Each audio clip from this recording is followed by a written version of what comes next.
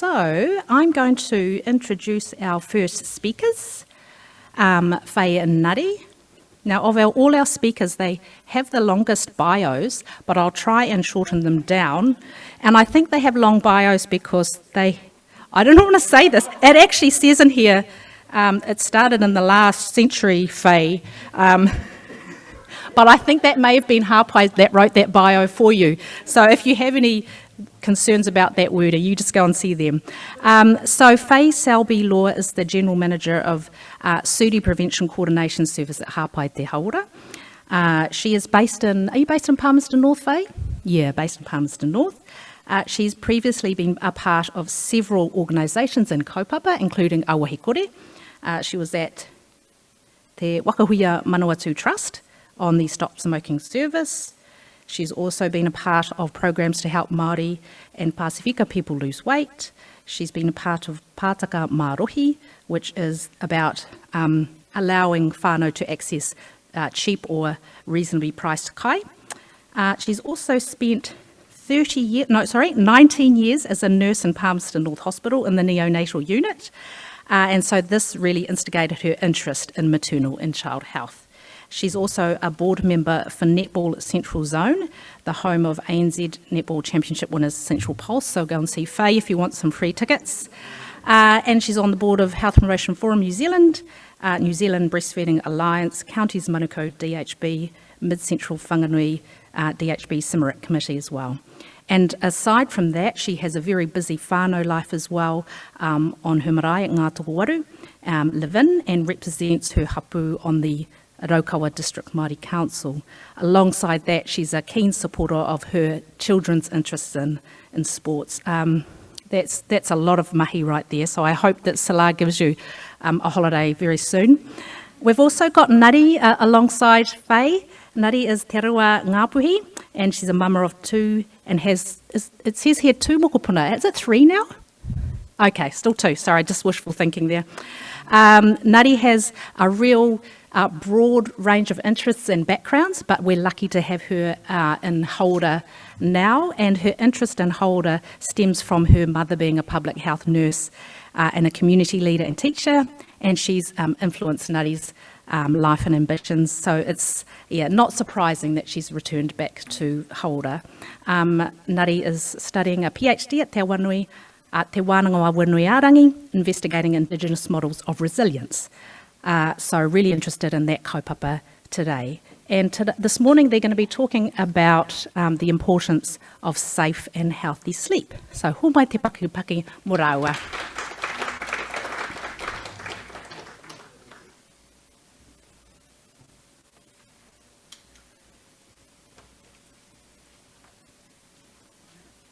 Ata Māori e kia koutou, tuatahi ki tā mahi kia koe matua mō tō tūwhiratangi tēnei ata.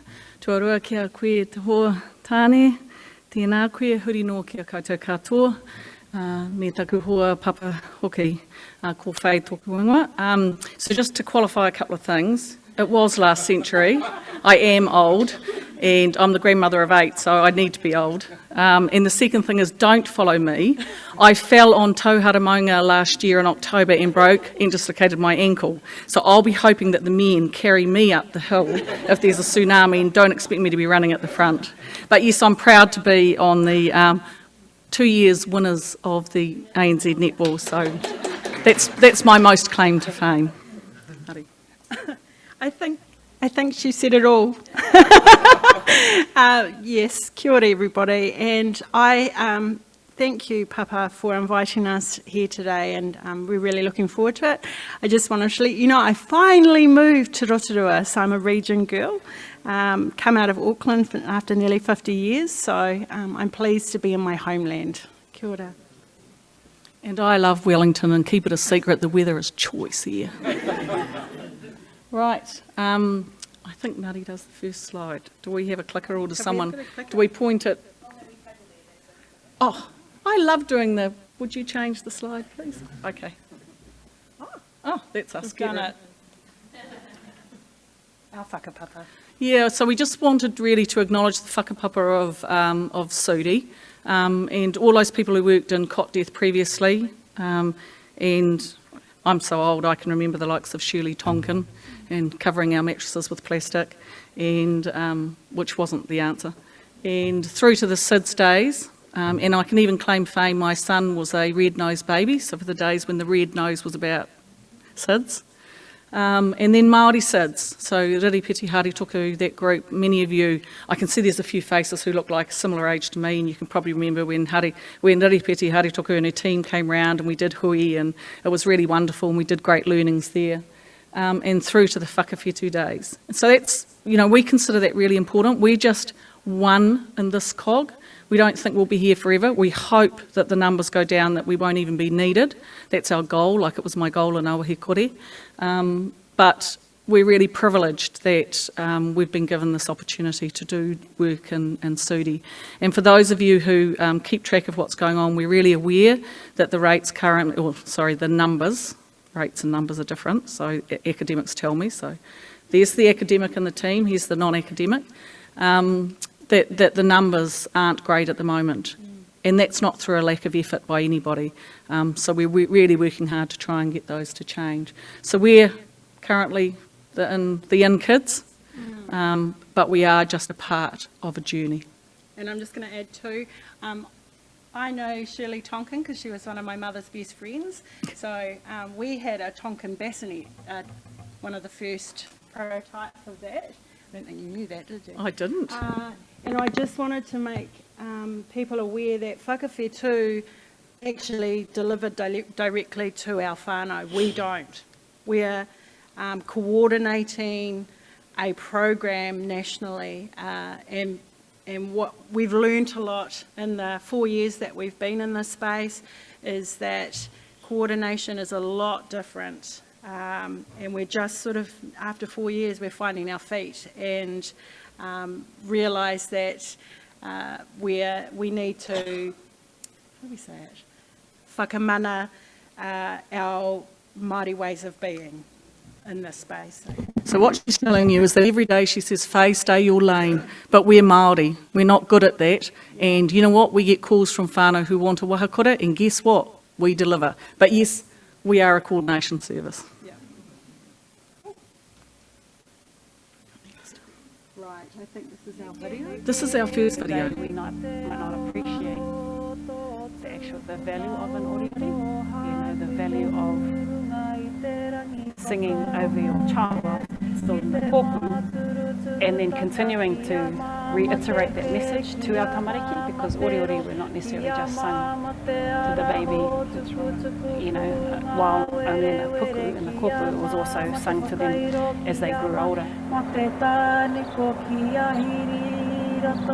To hear our voices, so when they are born knowing these people, and he whakakanohi, he whakapota te maiti.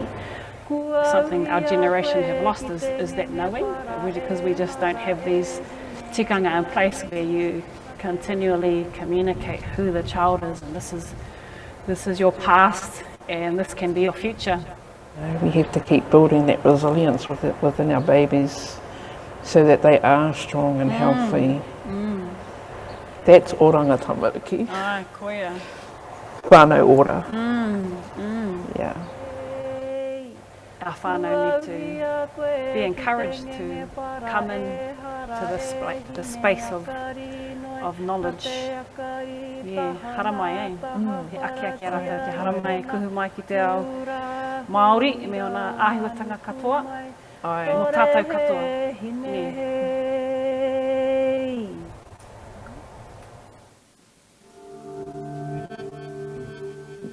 So this is a recent resource that we did following COVID actually.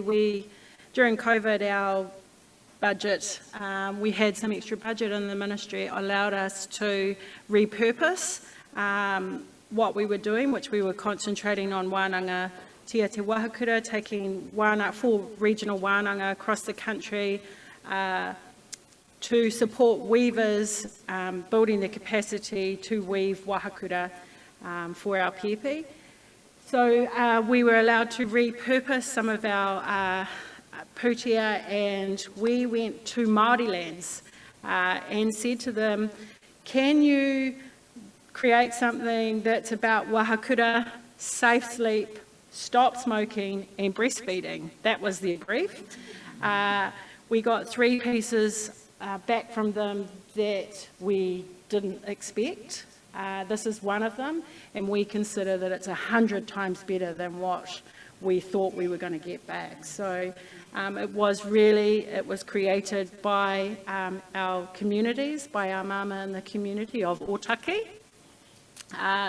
And we've got 2 of these to show you, but it is definitely, our focus is on safe sleep. Fay and I both sit on SIMRIC boards, and unfortunately the liaison reports are coming back, and it is about smoking and sleep, and safe sleep. So we are making sure that we focus on those 2 areas. I'm going to go to the next slide. I should have gone to this while I was talking. I don't think any of you really need to know about our worldviews. We see things a lot differently. In the last 4 years, we created our first, my work is workforce development, so I'm very much concentrated on our workforce of maternal child health, the midwives, the nurses. In the last sort of year and a half, we have included weavers as part of our workforce to ensure that we build that capacity to support the sector. And we made some videos, training videos in the workforce, but what is lacking, I think, and what we're going to try and go forward with in our next work plan is actually safe sleep. So I saw a little bit of the video, Papa, this morning, beautiful pēpē in that bassinet, so I'll be looking at sort of how we incorporate all of it. We're going to talk about the 2 experiences we've had with the Wahakura testing. The Wahakura testing, I think that's in your one, Fay. Oh, I'm going to, okay. Sorry. Over. Yeah, I think it just follows on. Yeah, it does. Oh, it is, it's me. Oh, phew, lucky she's here.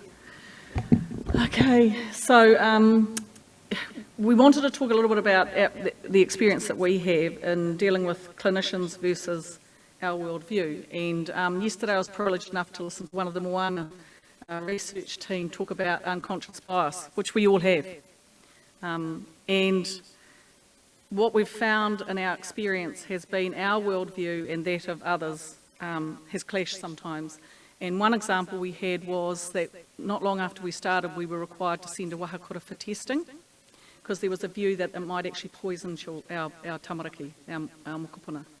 And we found that absolutely astounding, given that harakeke is a rongoa, and it's used to clean. So how could it be poisonous? So we had to send these off to RSI, DSIR, whoever in Christchurch, and they cut our Wahakura up and tested it. And it'll be no surprise to you that it came back to say that a Wahakura actually has less toxins than the water that you're drinking.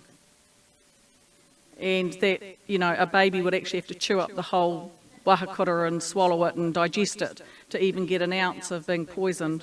And I don't know too many babies that actually spend their time licking the Wahakura and digest, So none of it made sense, but because a clinician asked the question, bang, we had to deal with that. And we found it quite devastating to us, both as an organisation and as a service, but personally, as Māori woman, we found it really, really hard to take. What was my second example? Oh, the second example was one of the DHBs came back to us because when they went to start the process of organising weavers to weave Wahakura, the part of their organisation that pays for things said that they needed to know what factory they were made in, how they were numbered, what the quality assurance and safety and this whole process. So they contacted us and, I'm known to be relatively blunt, and I just went, what sort of rubbish is that? These are a taonga. They don't come out of a factory. They're not made of plastic. They're not repeated over and over again in the same way. But of course, once again, we had to put our conscious, because that was a conscious bias, aside and we had to deal with it, and it took quite a bit of work for us to actually find. And so now you may be aware that they're no longer allowed to be called devices, because a device is a clinical term, and they have to be called infant safe sleep beds, and that is solely because of that experience that we had. And again, we found that to be such a diverse worldview, which I think, having nursed last century, and I'm now in the 21st century and I'm 2 decades into it, I didn't think I'd have to deal with these things, but they continue to rear their head for us. We also are really aware that all the things that you already know about SUDI, all the risk factors are there. We try not to get too caught up in them, because like the videos, we want to be strength-based, and we know that we're better when we first of all identify what we do well, and then we look at what we could improve on. If we constantly look at what we're no good at, we actually become quite debilitated by it. So we're really aware of that, but we're also acknowledge that 2 things seem to be coming up a lot in the SUDI space, and that is how often a child that passes of SUDI was unwell in recent time. So that's becoming very clear, that this unwellness, and it can be as silly as a cold, but it's in the notes. And the second one now is what we're referring to as extreme tiredness. And for any of you who have been a mama, and I'm sure for dads it's the same, my son's got 3 children under 5 and he looks pretty tired all the time, so I have to acknowledge our papas as well in this space. But when you are desperately tired, all you want is your baby to go to sleep. And that seems to be coming up a lot in whānau, talking about how terribly tired they are and were, and the experience of what they've gone through. And that needs to be factored in when we're thinking about the advice that we're giving to mamas, but more importantly the support. And it goes back again to that worldview that we have, and our Pacifica whānau are the same, and that clustered view of sharing the roles of caring for a new pēpē in the house and looking after mum, and ensuring that the parents are well looked after. And in today's world that can be a challenge. I mean, both my husband and I work, but trying to make sure that our children are okay with their tamariki is part of the role that we have to take.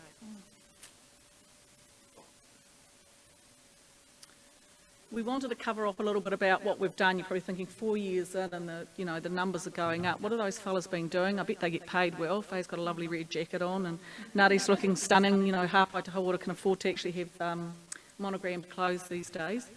That's the truth. And our early work, which again for me was incredibly frustrating, because I just want to get on with stuff and do it. We had to do infrastructure documents, and so we've done those and we've had to update them, and we've had to look at, we had to redo the workforce development.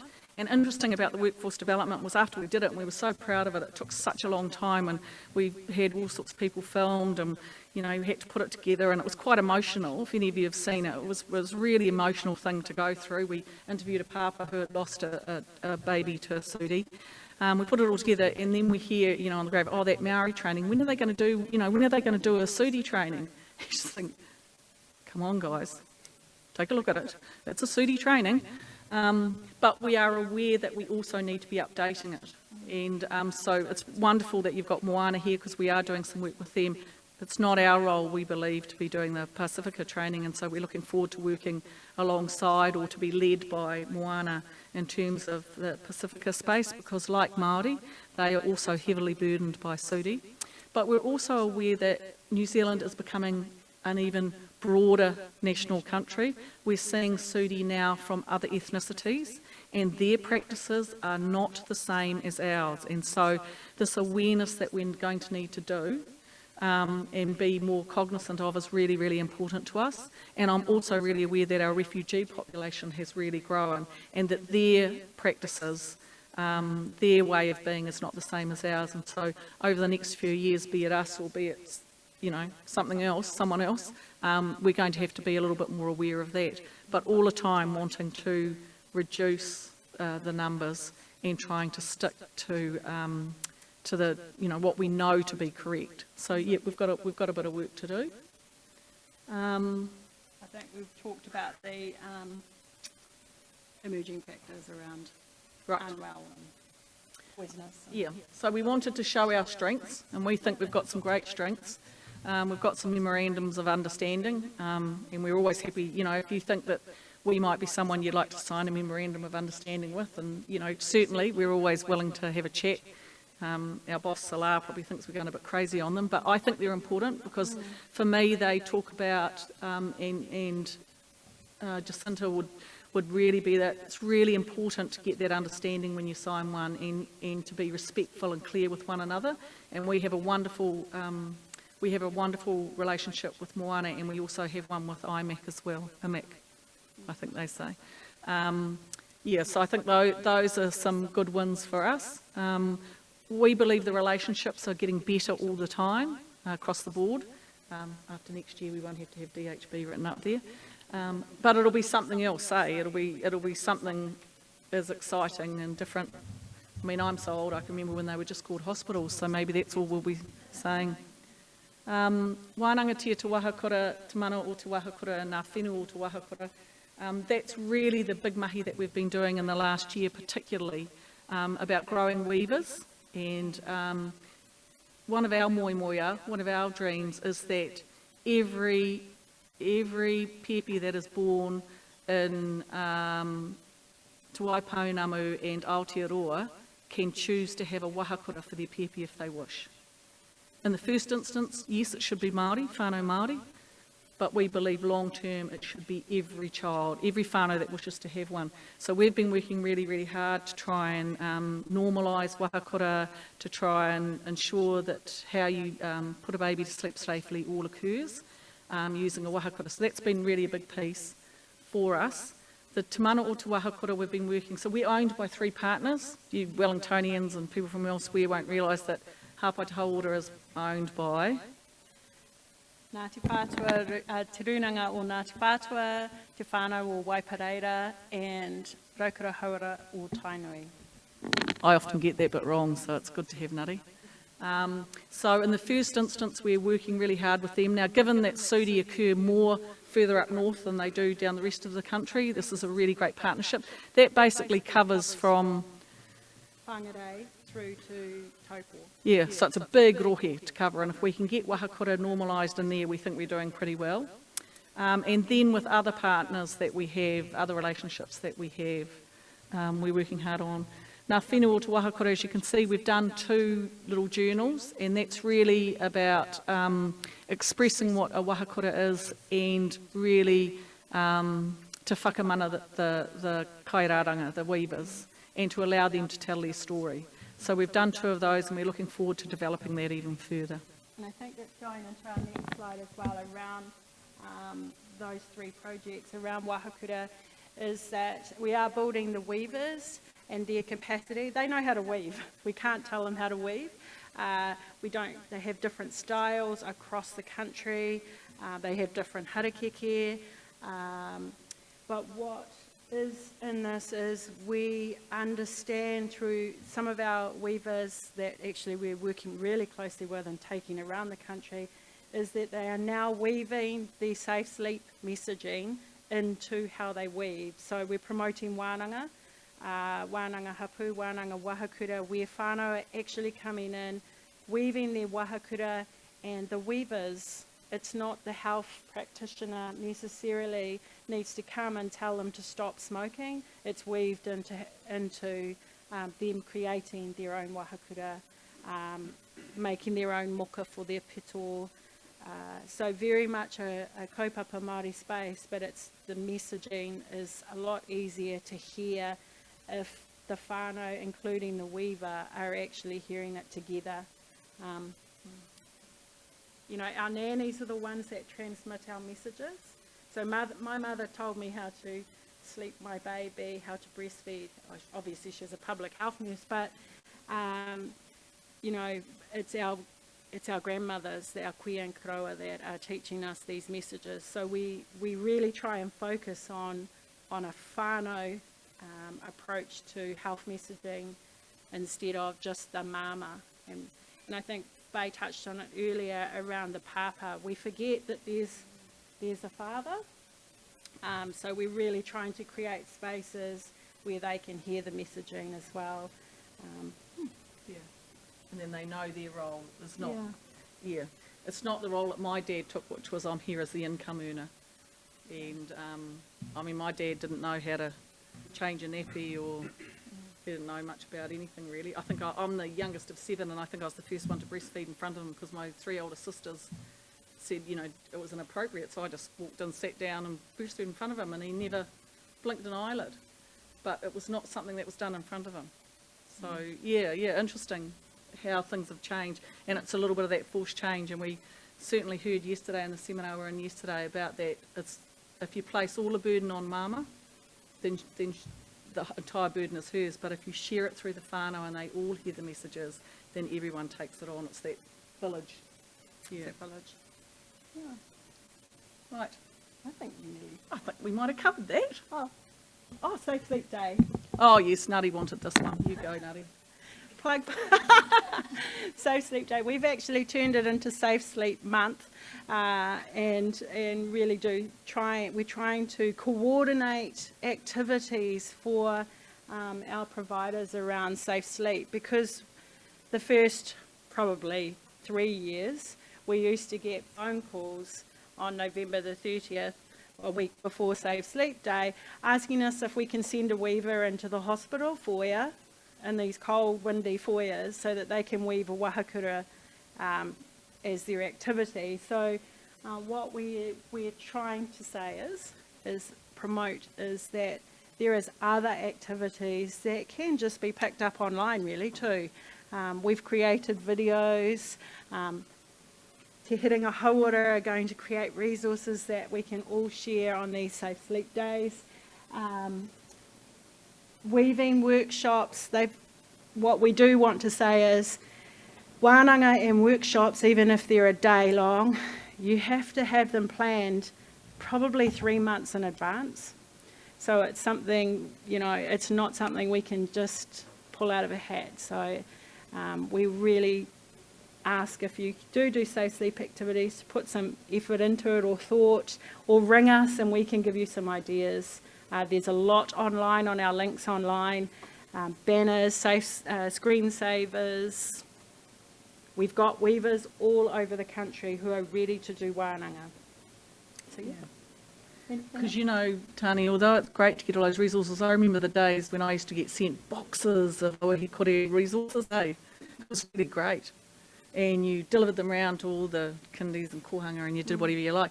But what it did was it made us really lazy, and that we expected everything just to land on our, you know, land at the door and then out we'd go. And so what we're trying to do is empower our clinicians and health professionals and that to come up with what works for their community. Then talk to us. We might be able to help with the resource. We might not, but we might be able to. But do it for what your community wants and what their ideas are and how they see it, rather than constantly having, if you're in Ikitahuna or Westport, you're going to see the same stuff. Whereas as long as the messaging is correct, we don't mind. We're kind of open to it. You should talk about that, Papa. Are we all right for time, Papa? So talk about our Papa Talanoa.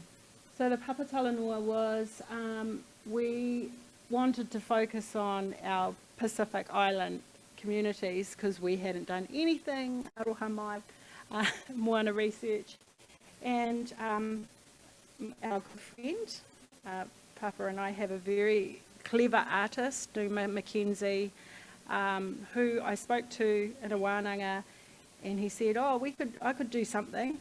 And he said, why don't we bring a whole lot of our community together, males, tāne, and I can teach them an art workshop and make paru, make a baby onesie, and then he said, but I can't facilitate a conversation around sleep, around safe sleep. So we also brought together Edward Cowley from the National Training Service, who is going to facilitate the conversation. But it's not, what we did understand is that once we had our Māori intern from Otago University, he was with us, we were then told by the community, women can't be part of this workshop. Which we didn't like because we kind of wanted to be pokey nose. But we understood, so it was about them creating their own space and their own conversations. And then it was, well, we were told, look, we're not going to have a conversation about sleeping. We're going to have a conversation about well-being and reimagining their well-being. So whilst it takes us right outside of our brief, it was something that they wanted to determine for themselves, and that we'd say we'd support, but we not lost control. It was empowering our community, and that's really, we think, yay, that these 3 men want to do something for their own. So that will be happening in the Pacifica Festival. We're just working with Auckland Council, the Pacifica Festival up in Newland, and or on Cook Island Language Week. You just need to talk a bit more to Moana about it. Need to talk to Moana. Yeah. So that's some of the exciting stuff we get to do these days that isn't about writing and isn't about dealing with difficulties, but more about the exciting stuff we get to do and that we love. And that we can measure. It's the ministry, and we are great with it. We stay in our lane and stay in our brief, but we can measure the value of these quite easily in our own real views. We just have to be able to unpack it and translate it back in our contract. So we understand it now. We understand our lane. So I think that's us, Fay. It is us. There are lots of clues in our ore about how to birth safely and what roles men and women and children and kaumātua can contribute with. So I feel that we're very fortunate to have been given this knowledge. We just need to own it and be responsible for it and show some interest. It's an individual thing sometimes, but if the desire's in there, there's nothing stopping anybody. Yeah, the disconnect of that wisdom that was handed down to us, educating themselves and also their pēpē, with all of these traditional practices in that. Yeah, a lot of mums don't have this opportunity to have a wahakura because they're just not offered it, I guess. They provide a safe place for baby, but ourselves as mama, knowing that baby's secure, baby's very close to us. Mai e hine ki te whare tangata. Whakamaua te aho matua, whakamaua te tai moana, whakamaua te ira tangata.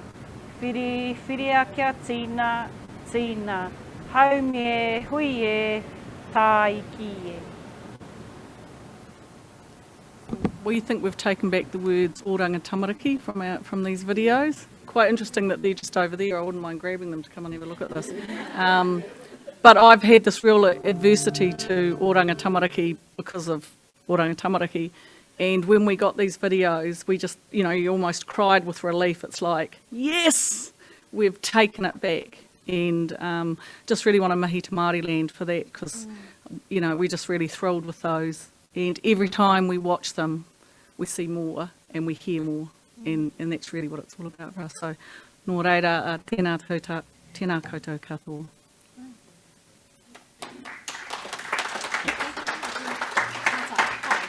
Oh, these people are knowledgeable, don't they? Kia ora whānau. Does anyone have any questions about the mahi that Nari and Fay are doing and perhaps some of the ways that they're doing their mahi as well? We've got a couple of minutes for questions. Oh, silent room, that's all good. oh, there's it. Oh, yeah, we'll go here first. I don't really have a question so much. I just wanted to thank Nari and Fay for the work that they're doing and bringing together such a diverse workforce. And I've really seen it coming together of the sector through the mahi that you're doing. And it's been really valuable for us as an organisation, but also for such a large group of health professionals and consumer networks. So thank you. Thank you.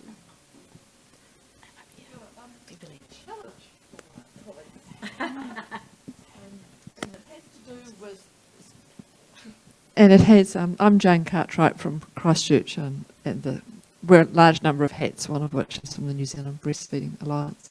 I think one of our challenges in the future with the reforms, and I just want to pick us up on one of the challenges that I see, is that yes, we get rid of the DHBs, and there's a lot of people thinking that's the right thing to do, but let us not replace DHB with hospital.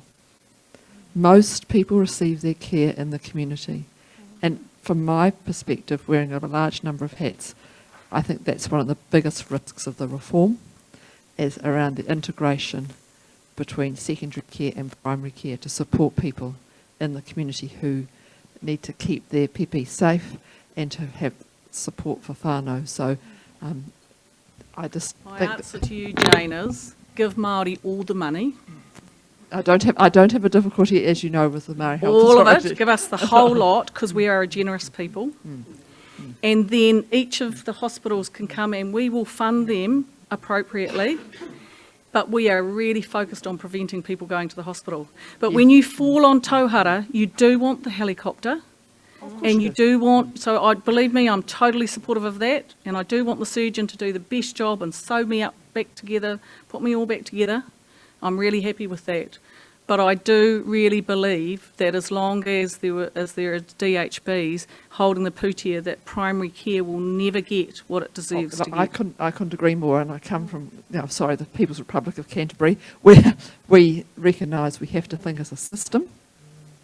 And that's what I really encourage you in your next developments to think about, is to think about the system and to keep the big white box, as I call it, the things the big white box needs to be, but to really focus our efforts in the broader community. That's us. That's what we want to do too. Kia ora. Kia ora.